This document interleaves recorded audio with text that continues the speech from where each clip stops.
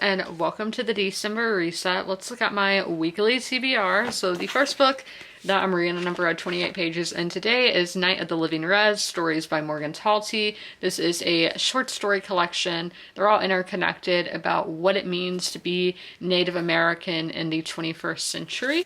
Now my TBR pick, this one I am doing the ebook of, and it is The First World War by John Keegan, so a nonfiction all about World War I. Next we have my mood read, and that is Daughter Mine by Herbert Gold. This is about Dan Shaper. He is a translator for the San Francisco courts. He gets a call one day, and this girl tells him that she is his daughter. She's 19 years old, and he's only just finding out about it. Lastly, we have my ebook pick, and that is Diana Gabaldon's Written in My Own Heart's Blood. This is the 8th book in the Outlander series. This is a real genre-bending book. It takes place during the American Revolution with some time travel elements involved, and those are the books that I'm reading this week. I got 3 book packages today because eBay is beautiful, so I'm going to open them here. Look at this one with the like sunflower. It's really cute. I'm probably gonna have to save this to put in my junk journal, but it says, "Thank you for your purchase. Your order made our day. We hope this package makes yours. Before leaving feedback, please contact us ASAP if you have any issues," and blah blah blah. So this is coming from Melissa in Sturbridge, Massachusetts. Okay, let's see, where do I open this at? We're gonna do it like that. Let's see. Okay, yeah, that got us in. Ooh, I wasn't expecting the cover to feel like this. I picture it being glossy. So this is 1,000 Ships by Natalie Haynes, so I haven't read from yet. Oh, was Stone Blind by her? I haven't read that, but I own it. So this is from the Trojan women whose fates now lie in the hands of the Greeks, to the Amazon princess who fought Achilles on their behalf, from Penelope awaiting the return of Odysseus, and to the 3 goddesses whose feud started it all. These are the stories of the women whose lives, loves, and rivalries and inability imprinted on history's most infamous war.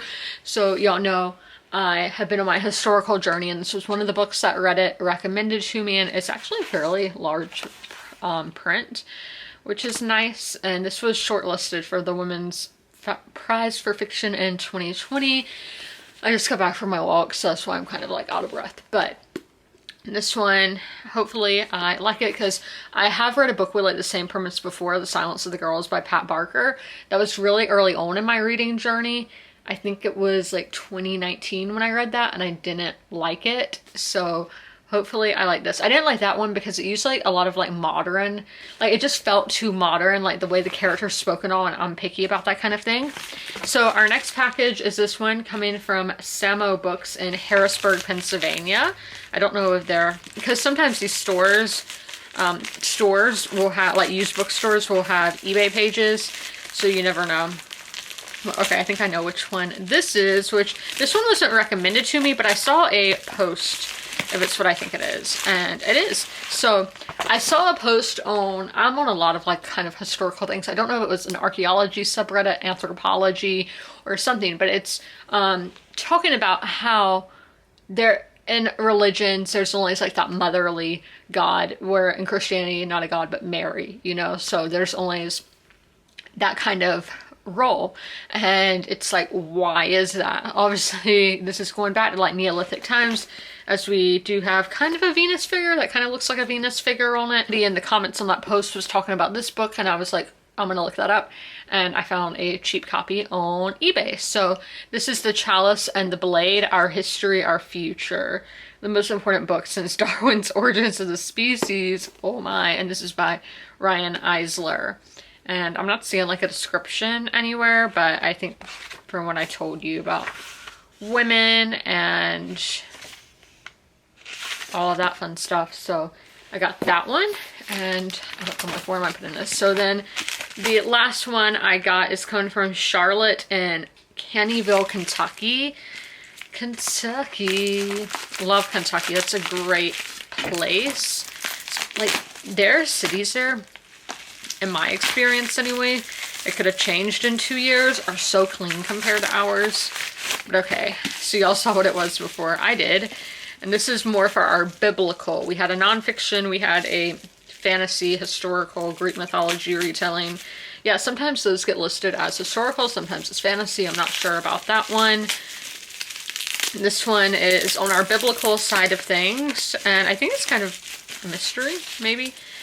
I don't remember, but this is one that somebody recommended to me on Reddit on the same post as the Greek one. So this is by Tosca Lee Iscariot, a novel of Judas. So I loved the red tint, how that was like a biblical retelling. Now that is Old Testament versus this being New Testament, but I really like that. I've liked the biblical retelling I've read, so I want to do more of that. So the most reveled man in biblical history comes to life.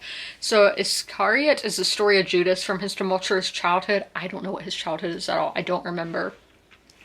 And to know his family life as a devout Jew, to a man known to the world as the betrayer of Jesus Christ, but even more, it is a singular and surprising view into the life of Jesus himself, an intricate account that will cause you to ask, would I have done the same as Judas? I sure hope not.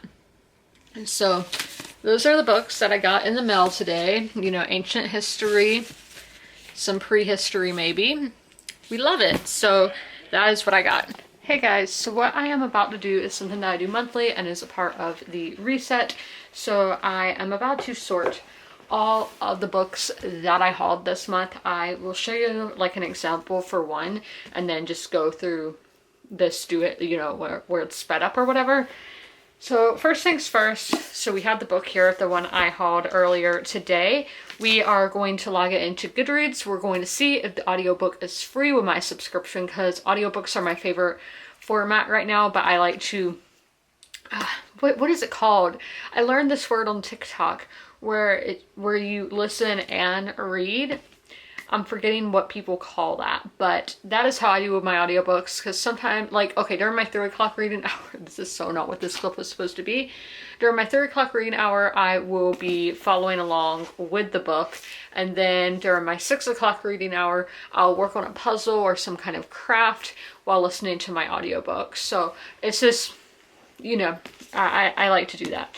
So we will see if it's on Audible, and then we will put it on Storygraph and see if on Storygraph it's a 5-star prediction, which those are a series of videos that I do on my TikTok. So first things first, as I said, we are going to go to Goodreads. I do it by IBSN number because I suck at spelling and I can just read the numbers out into Goodreads. So it got when I said that, but okay. 978-145-16-83769. We get that. We're going to copy and paste that number for when we go to Storygraph. So we click the book here, and oh, I clicked the author by accident. So we're going to click the book. We're going to scroll down, see what genre it is. It's historical fiction. So we will then go and put it on my historical fiction shelf, which Goodreads only takes forever to load. So we're gonna go put it on the historical fiction shelf, and that's what we do on Goodreads. So now we are going to go see if they have this on Audible. So I am gonna have to type it in on Audible. This is, I don't even know how to say this word. And they do not have it for free, so I will not be doing the audiobook for this, but that can always change, so always be checking that for yourselves. And he's gonna try to go under the shelf, and sadly he's too big to go under there. Okay, so now we have it on Storygraph.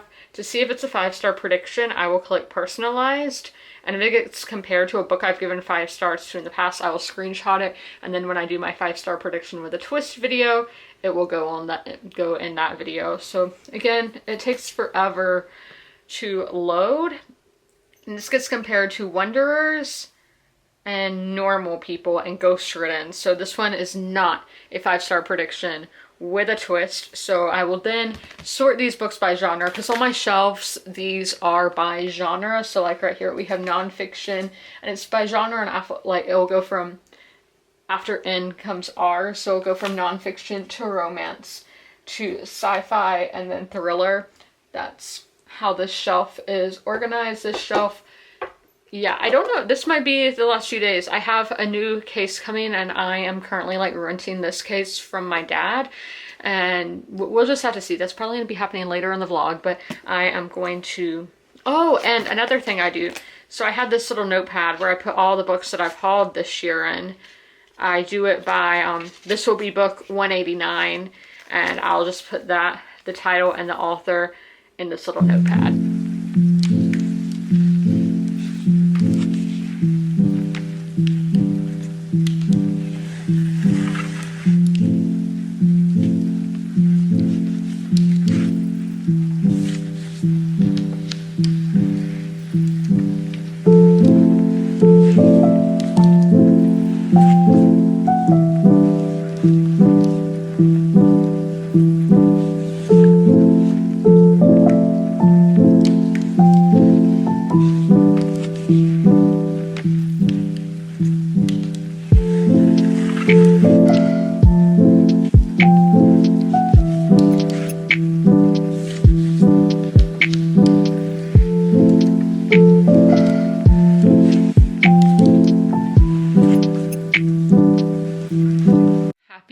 Tuesday.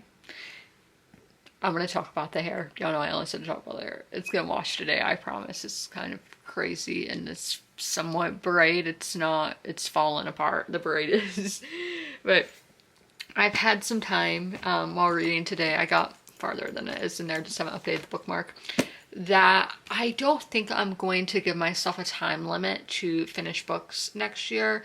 Like I try to finish the book in the vlog by giving myself 4 days to read a book, but I don't think I'm going to do that next year. It's something I have been doing for years, for probably like 5 years at this point, maybe a little longer, and I just don't want to do that anymore with my reading. I don't want to feel rushed with my reading or feel like I'm taking too slow of a time. This is probably because I've read 2 slow-paced books back to back, but this is how I'm feeling. So let's go through my notes for the First World War today. We're gonna set the book right there. Just a big nice hardback, so y'all should be able to see it. It's kind of dark over there. It gets dark early now, you know, so it's just that time of the season. Okay, so I am at the 34% marker at 100 pages today. I have 22 notes, and the first sentence of the book I had to highlight, and it's just proving true. Sorry, it says if my camera is stable or not, and it's not, and that's kind of bugging me, so hold on. Oh. Right there, we got it. I wish that would leave. There's like a line on my screen saying if I'm stable or not. If I'm stable, I'm not, but if the camera is stable, I wish that would go away. I don't know how to get that away. But let's talk about my notes. The First World War was a tragic and unnecessary conflict. I think that can be said for every war, because we should all be able to sit down and talk to each other like adults, but that doesn't happen. That's not realistic, sadly, because there are egos and yeah, I don't know why war happens. It does. And I just, that first line, I had to read to y'all. So then I have some popular quotes here. The First World War inaugurated the manufacture of mass death that the Second brought to a pitiless consummation. I know that word. Consummation. That's it. The First, unlike the Second World War, saw no systematic displacement of populations, no deliberate starvation, no exploitation, little massacre or atrocity. It was despite the efforts by state propaganda machines to prove otherwise, and the cruelties of the battlefield apart, a curiously civilized war. Yeah, a lot of popular quotes here. So yet it demanded civilization, the rational and liberal civilization of the European Enlightenment, permanently for the worse, and through the damage done, world civilization also. Pre-war Europe, imperial though it was in its relations with most of the world beyond the continent, offered respect to the principles of constitutionalism, the rule of law, and representative government. Post-war Europe rapidly relinquished confidence in such principles. Within 15 years of the war's end, totalitarianism, a new word for a system that rejected the liberalism and constitutionalism which had inspired European politics since the eclipse of monarchy in 1789, was almost everywhere on the rise. Totalitarianism was the political continuation of war by other means. And then here is one I made note of. So the Second World War, when it came in 1939, was unquestionably the outcome of the first, and in large measure its continuation. And that's what this chapter has been about. It's basically World War I caused World War II, that World War II wouldn't have happened if World War I didn't. I don't know, but that's what the author seems to be putting out there. And this book really, this book really feels like a prequel to World War II, which there is a second book about World War II. And then this is a quote that I liked. In 1914, by contrast, war came out of a cloudless sky to populations which knew almost nothing of it and had been raised to doubt that it could ever again trouble their continent. And then here is a popular quote. Several of them. I didn't save that I said they were popular because these are things that I don't think I would highlight, but this one is popular for a fact. Europe in the summer of 1914 enjoyed a peaceful productivity so dependent on international exchange and cooperation that a belief in the impossibility of general war seemed the most conventional of wisdom. So I do remember why I highlighted this here. And almost every sector of the enormous economy of the United States, already by 1913, the largest in the world. I did not realize that early on that we in the United States were the largest economy in the world. I thought that would have happened after World War II. But travel has been, so I highlighted that, and then travel has been the pastime of the rich in the 18th century. By the beginning of the 20th century, it had become a middle-class pleasure as well, thanks to the Railway Revolution and the rise of the hotel industry, which it fueled. So this is more so in Europe, because obviously you can't take a train from America to Europe. That's not a thing. And we talked about this back last month. I was like, was it earlier this month or last month? About the Pan Am and how the Vietnam War really opened up the world. And now I'm seeing this about trains. You know, I never think about trains. So, and I live in a railroad city, so that's cool, but who knew? So this section was really about what was happening in the world, especially on an economic scale, and the chapter almost feels like a prequel to World War II, maybe even the 20th century. Now, two more popular quotes for you. International, which chiefly meant European policy, was indeed in the opening years of the 20th century guided not by the search for a secure means of averting conflict, but by the age-old quest for security and military superiority. The division, a creation of the Napoleonic Revolution in military affairs, normally comprised 12 battalions of infantry and 12 batteries of artillery, 12,000 rifles, and 72 guns. Now we have 3 quotes from me. So yes, I knew this already, but why was French the common language that people spoke in like politics and whatever? Because now it's English, and like Mandarin is another one that's really popular. Like languages, yeah. So why was it French back then? Because if I think about it, like France wasn't that big of an empire or anything like Russia or like England, Spain. Why was French the main language? Let me know if you know. The thing I like about this book is it isn't only focusing on battle. That was my problem with Tip and Run, that it was just so much emphasis on the battles. And that's something, even with watching movies, I'm not a big battle scene person, and being on this historical conquest that I'm on, we're going through a lot of war and battles, and so many historical movies are about war. And so I'm liking to see the things like I told you about the economics and just about everything that was happening not everything, but things are happening at the time that the war was happening. And then Henry Wilson got name dropped because this is before he was prime minister, but he was one of my favorite characters on The Crown, so I made sure to highlight that.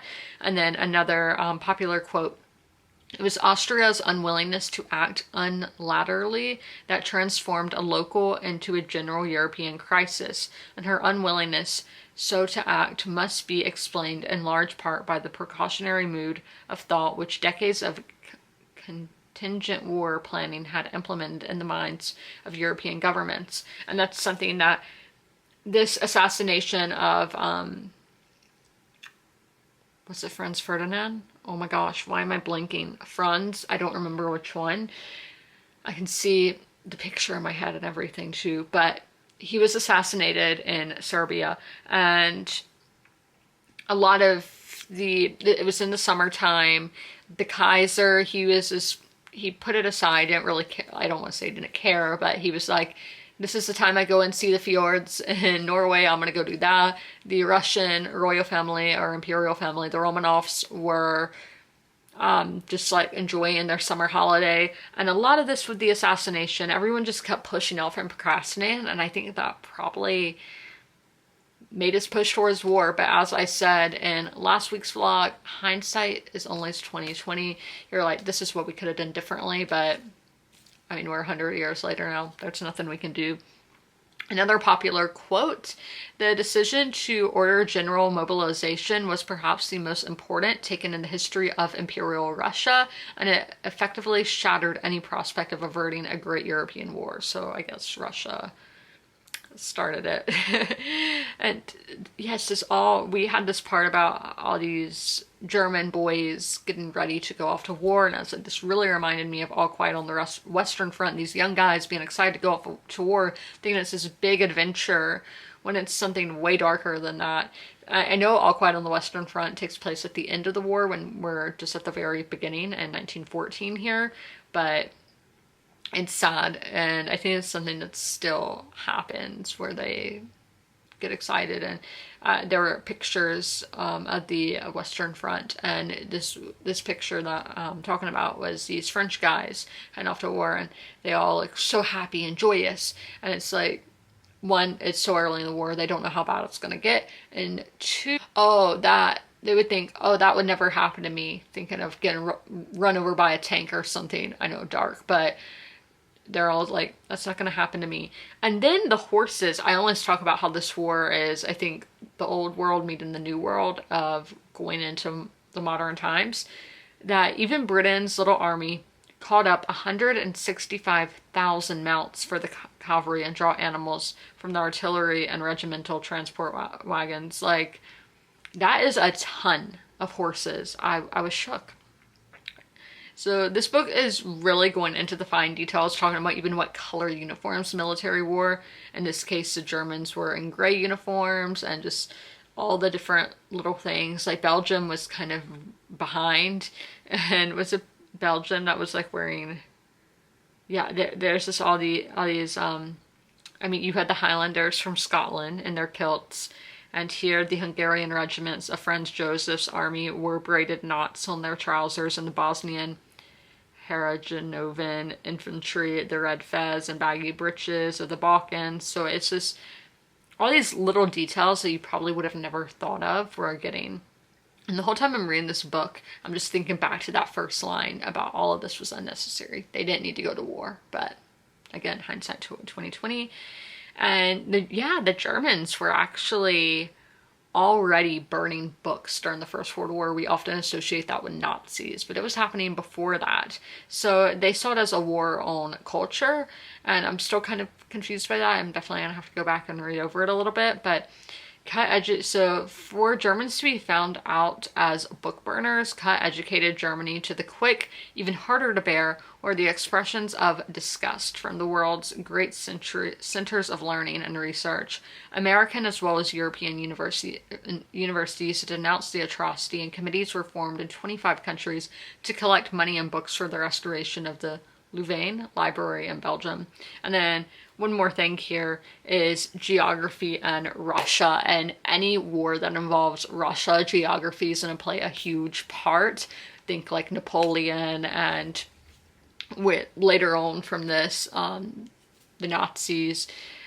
And at this, it's talking first about the Germans, like, yeah, this is going to be good on the Eastern Front, because Russia's so big, and especially back in 1914, a lot bigger than it is today. And they're having to bring all these soldiers from the East, bringing them west. And that's going to take time, as their infrastructure is not as, there's not as much infrastructure as there is in the rest of Europe, because again, it's so big, and trains were just invented probably in the, I don't know, like last 100 years, a little less than that. But there is all of that, trying to get all of that towards the rest of Europe, towards continental Europe.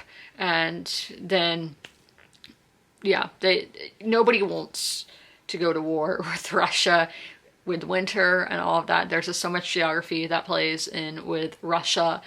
The Carpathian Mountains, I think is what it's called, in Austria. So big bad bear with its geography. And I'm gonna go eat dinner, and then after I eat dinner, we're going to work on my reading journal. So that should be a lot of fun. I do enjoy doing that every month, and this will be my first ever Christmas.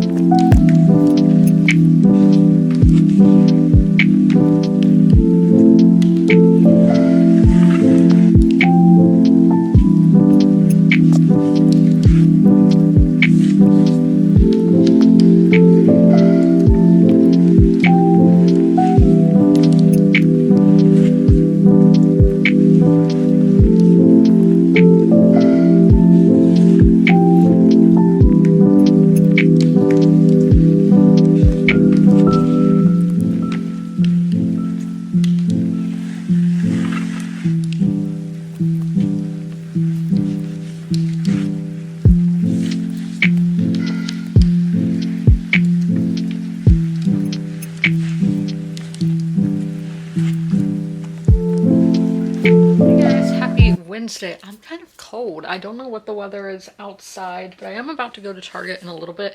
I'm gonna see, because it is the day before Thanksgiving, so it's gonna be pretty hectic, and I'm just going, I already got all my Thanksgiving stuff of what I'm going, because I'm the cook on Thanksgiving.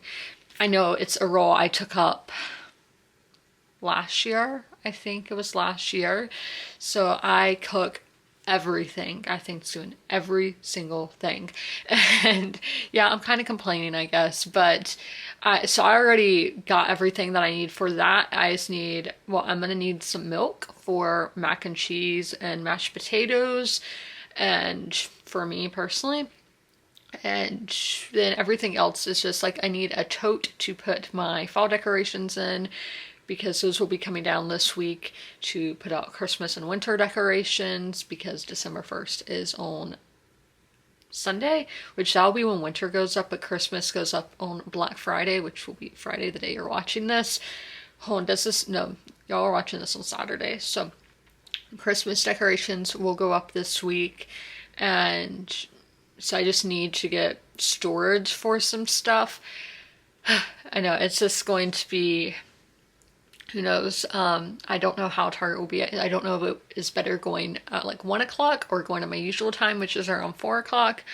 We're just gonna have to see. see how we're feeling.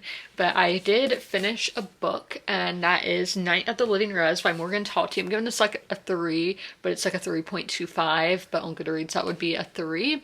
So this is a slice of life. I didn't realize that kind of got damaged, but this is slice of life, what it means to be Penobscot in the 21st century.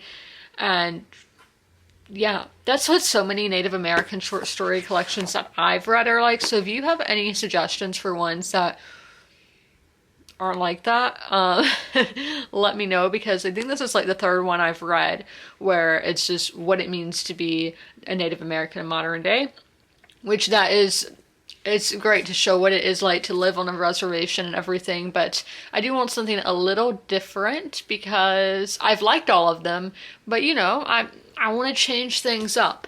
But so I did get bored at times because it is very much slice of life, and how I think that could have been improved if the writing was great. The writing was good, but it wasn't great, because this is a great character work of following David as he's coming of age in the 21st century on the reservation, and just all these struggles and things that he goes through in his life. I do think it had great character work through this whole interconnected short story collection. But it was missing something to make it be a book that I love. And as I said, I do think that would fall into the writing, because the plot, yeah, it was good, but this was definitely a character-driven stories. But the writing, as I said, it was good, but I think it could have been so much more. And the atmosphere was good as well. So I do recommend picking this up if it sounds interesting to you, but maybe pick it up from the library or just get an audiobook. I did do the audiobook. It's free with the Audible subscription. So maybe do the audiobook if you are intrigued to pick this up, but I did enjoy it. So I did get my bookcase. It's sitting out on the front porch. I'm gonna have to go get it. The FedEx guy, love him. He delivered it. So I am going to, I have to move some things because I have one of those like plastic, what used to be my TBR cards, and I don't know what I'm going to do with that. I think that's not going to be where I put my clothes, because that's what I'm getting the tote for, but I could put decorations in that. But yeah, to get to the storage closet on the other side of the house, my dad has to clean some stuff, and it's not something that I could do by myself, but it is something that I have these empty totes now, and I'm like, this is what I want to do with them. Because one, I took and I am just putting my out of season shoes in, because like I'm not wearing sandals in December. That's not a thing. So I have like my summer shoes currently in there. So I have this empty tote thing now, but y'all are going to watch me put together this bookcase and put the books on it. Maybe just put the books on it, because last month I showed y'all me putting it together. So I think this month I'm just going to show y'all me putting the books on the bookcase. That sounded all weird. Okay guys, so I am going to be filling up this bookshelf. This one is taller than my other ones. It's just more of a narrow one because I wanted to fit 2 on this one. As you can see, this screw is too long. I couldn't get, oh maybe I can. Maybe I can. I just didn't try hard enough, but good thing it's on the top so I can just keep building there. So we're going to be starting with contemporary. I currently don't have any bookends, so this should be fun on that front. I'm just gonna, you know, wing it until I can get some bookends, which hopefully on Black Friday I can pick some up. So as I said, starting with contemporary.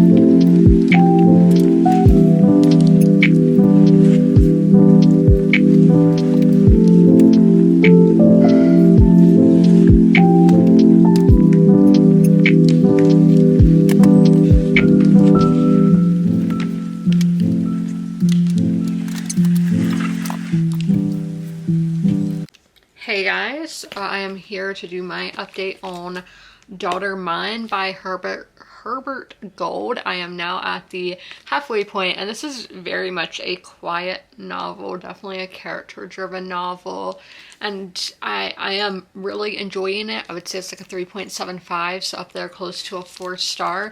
Again, character work is fantastic, and I'm loving seeing the bond between these characters or relationships between these characters, because, you know, it's not always, I feel like bond means like close and friendly in that sense, but I mean, it's not all like that. And then the atmosphere is definitely a 5-star. I told y'all I discovered this book from the LA Times article of 1,000 books to make America, and this was in the West Coast section with California, and the descriptions of San Francisco in this book are so spot on. I've talked about it before. San Francisco is just a very like special place to me. I've only been 2 times, but I think it was last year, maybe 2 years ago, I kept having like such vivid dreams of San Francisco, and there were just all these little small instances, and I think all those things add up and mean something. Now I don't know what it means, at least not yet, but it's just a very important place to me. It's, in my opinion, the most beautiful city in the United States. So I am loving reading the descriptions, and the writing is really good as well, but at times I do get bored. So it's the plot and intrigue that I'm complaining about. As I said, this is definitely a character-driven book, but some of like the legal parts and the parts where Dan Schaefer, our main character, is at work, I find those to be really boring. I care more about the plot line of him getting to know his daughter and getting to know her mother after 20 years. So I am really enjoying this book, and I would recommend picking it up. It was very hard to find. I got it secondhand, and it was published like 25 years ago, so it wasn't even on Storygraph. I'm the person who put it on Storygraph, and on Goodreads there's only like 1 review for it, giving it a 1-star, which, as you can see, I don't agree with. But that is the reading updates for Wednesday. I've been really tired today. I didn't really have caffeine, so I had dinner, which wasn't that long ago, about 2 hours ago. So yeah, I've just been really sleepy today, and then tomorrow I am gonna have to wake up early. This is just so different from last year's. I loved last year's Thanksgiving. This one is just gonna be kind of different, and I don't want to say I'm dreading it, but I really liked what I had going on last year, and now it's just adjusting to change, which change is not always a bad thing. So this might turn out working really well, but at the moment it's just like, ugh, I have to wake up early. Like, I would wake up early to watch the parade anyway. I don't watch the whole parade, but to watch some of the parade, and then I have to cook and clean after the cooking, and I don't know if I'm eating my food right away or not. I don't really know what the schedule is going to be, and it's just all those unknowns stress me out. I like going in like with the Marines or somebody like, we have a plan, this is our mission, this is what we're gonna do, and then we're gonna be done with it. Like, that is how I like to do things. So when I don't know, I'm just like, stressed out. So I was really excited for Thanksgiving at the start of the month, and now that the plans are more inlaid, I am just like, no. So hopefully it does go well, knock on wood, but we will see. We shall see how it goes tomorrow. Guys, happy Thanksgiving. So I am updating my place in Outlander as we speak, but I ended up having my dream Thanksgiving. Things ended up working out in my favor, where I didn't have a time limit or anything like that. I got to watch the parade. I got to watch, I watched like the first half of the Detroit Lions game. I got to see Shabuzi. So yeah, it's been a good day. Out of breath. I did drive around to look at some of the Christmas lights. You can't really tell, but it's pretty dark and overcast here. We've had some like drizzling rain. Nothing like they had in New York. I think I said I watched the parade, and yeah, it was all rainy there. So we did have some rain here, and I don't know if more is expected to come, but everything worked out. I was stressed yesterday for no reason, so it's so nice to just be like, You know, let out that breath that you didn't know you were holding, because authors love to use that phrase. But I will be getting into the First World War later in about 20 minutes here. I do need to go through this Christmas catalog and circle what I want. I haven't done that. I should have done that in last week's ASMR video, but we're gonna circle some things in here and see what I want. There are several things I want, so we're gonna see. It should be fun. But yes, I got this, as you can see, I got to stay in my PJs today. I cooked. I smell like potatoes because I took so long skinning potatoes because I don't like using the knife. I know I don't like using a knife, but and when it's like, you know, potatoes are kind of wet, like the inside, so I was just so scared I was gonna cut off a finger or something, which I didn't. No injuries here, no injuries here. We're all good, so that's great. I'm gonna do the Christmas catalog thing. I can't wait to go get my Christmas decorations tomorrow for my storage unit and the Christmas tree on and everything. That's gonna be so much fun. Question for you guys. So I got to chapter 8 today and I'm now over the 50% mark. So I wanna know, do you guys like when I update y'all every single day, or do you like when I only update y'all when I get to a quarter, like 25%, 50%, 75%, and then the final wrap up of it? Let me know what you guys prefer. So do you want me to do the every quarter, every day? Let me know in the comments, because that would be just super helpful. I don't want to just have y'all bored or anything, or feel like you're getting too much at once. I want to know, so let me know in the comments. But we are gonna go through my notes that I've taken in the last quarter of the book. Our first one, we talked about geography in the last update, especially with the Russians. And again, geography thus forced the Austrians to advance into a pocket which the Russians threatened to dominate on two sides while being able to ignore the third. And then this quote, by early October, there were really 4 fronts in the east. From north to south, a German-Russian front on the eastern border of East Prussia, an Austro-German-Russian front on the Vistula, a Russian-Austrian front on the San, and a Russian-Austrian front in the eastern Carpathians. The whole extent from the Baltic to the Romanian border was nearly 500 miles, though with a gap of 100 miles in the north between Warsaw and East Prussia, thinly screened by cavalry. Like, I did not realize the eastern front of the war was that big, because in media you often see the western front, and we're going to talk more about that in a little bit, but I never realized it was so big over there. The Battle of Lodz, I guess that's how you say it, ended on the 23rd of November, neither as a Russian defeat nor as a German victory. And I'm like, how much of the war is this? Especially talking back to the Western Front. There was not a lot of land covered in this whole 4 years of war. So it's like, what was the point when you didn't really gain anything from it? Really interesting. So here is a quote. Militarily, the German front grew in strength week by week. Domestically, it was even becoming comfortable. Electric light was appearing in the deeper dugouts, together with fixed bedsteads, plank floors, paneled walls, even carpets and pictures. Rearward from their underground command posts ran telephone lines to their supporting artillery batteries. The Germans were settling in for the long stay. And this is definitely something you see in the movie 1917. No, I did not know at the time when I watched this that this was historically accurate, but it's like, why not? I didn't know.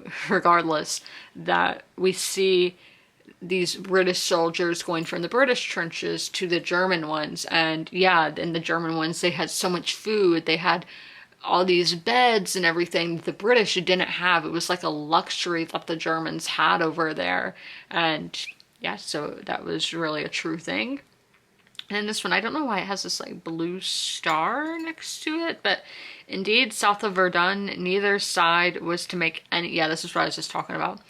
Neither side was to make any major effort between September 1914 and September 1918. This stretch, 160 miles long, became inactive. That's what I was just talking about, that not a lot happened in 4 years. Not a lot of land was gained. So this is somebody I want to look up. Charles Mangan, that was French, but was shot through the chest as he organized an assault, though he returned to duty 10 days later. Like, I thought it was going to say he died. I was shook. What I mainly read about today was the war in Africa, which I did read about in Tip and Run last month, and that was really helpful to have read that before, just to get even a better understanding of what I'm reading today.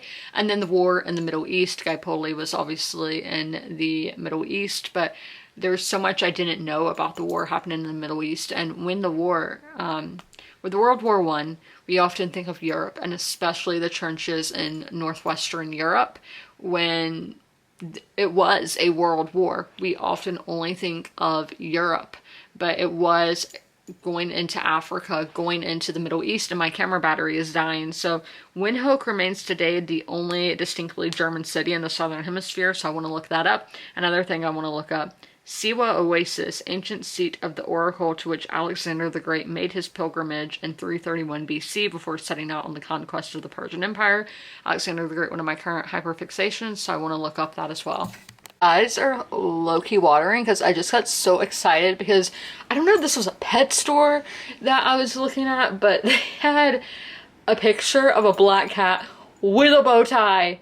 Oh my gosh, like Fred, he is just such an influencer to all these other cats, and it's amazing. But I'm here to end the vlog, and I think I meant to get what book I'll be reading next, but I didn't do that. I don't know what I'm going to read next. That's kind of scary not knowing. But okay, so we're gonna do our like wrap up of the week, and then we'll talk about the sneak peek into next week. So let's go to November here. So I have finished one book this week, being Night of the Living Rez, which I did like, and I have not read over 100 pages every day. Today will not be over 100 pages, and yesterday I only read 87 pages, and today I didn't drink any water, which is bad because it was a holiday. I was just drinking sweet tea, and I'm about to have some milk. I only drink milk before I go to bed. It helps with, like, if you have like acid reflux, and I've heard it's good for your skin. I don't know, I do it for the acid reflux, and it's helped me tremendously. So milk, it's great. But yeah, I didn't have any water, which is bad. But y'all know I put chlorophyll in my water, so I did have greens today. I had vegetables, so that's good. I at least had vegetables and had some form of chlorophyll, because that is good for you. So as I said, I finished one book this week. I don't know if I'll finish any more. I would like to finish the First World War. Again, I have updated. That's where I'm at, and then there's notes and everything. I'm at over halfway into this book. I think I'm at like 56% or something like that. 58 maybe. I think it was 58%. So I could finish it on the last day of the month. I am not sure if I will or not. And then I have hauled like 6 books this week. Yeah, like 6 books. I haven't written or wrote them down yet. I need to do that. I think I'm going to do that at the end of the week, which will be Saturday, because the new month starts on Monday. So that leads us into, what are we doing next week? What are we doing in December with the vlogs? I will be doing Vlogmas, so I will be uploading a video every single day until Christmas. Vlogmas is easier than Vlogtober because it's not a whole month, but it's still 25 days. So I will be doing that in the month of December. So you're not going to have these weekly vlogs. You're going to have one vlog every single day, probably around 15 minutes in length. So you will be getting updates on my reading every single day, rather than just the quarter thing. At least I think that's what I'm going to do. Again, I would love to hear y'all's thoughts on, do you prefer quarterly updates or daily updates for my reading? Let me know. And what will I be reading to start out December? I'm going to be doing one of my 5-star predictions. I don't know which one. I feel like Eileen is a Christmas book. I think Eileen has some Christmas themes. Eileen by Otesha Moshfegh, who I have liked her books in the past. I loved My Year of Rest and Relaxation, so this will be my second one from her, and that's why I'm giving it a 5-star prediction, because I have enjoyed her books before. So I think Eileen will be what I read next. And again, if you guys tell me what kind of updates you want on what I'm reading, but I'm going to be ending the vlog here. I hope you guys had a happy Thanksgiving if you celebrated, and a happy week for those of you who are not in America, so are not celebrating Thanksgiving, because I know there are obviously Americans abroad and everything. Yeah, during the Dallas Cowboys football game, like during the anthem, you know, they show like people in the military, like who are, you know, stationed elsewhere, and it was like undisclosed location. And I'm like, where are they? They're on the moon. Because they were all standing in front of like, I want to say it was a Stratotanker, but I could be mistaken because I could only see the nose of the plane. Because during the first game of the day, the Lions game, they had military, but they said like stationed in Germany. So I don't know where these people were, but I'm intrigued. If you have a theory, say it in the comments. And Men in Black, if that gets people in trouble, I am sorry. But I hope you guys enjoyed this video. Again, I hope you had a happy Thanksgiving if you celebrated. And as always, comment, rate, and subscribe. And don't forget to ring that notification bell to be notified when all my videos go live. I'll see you in my next one. Bye!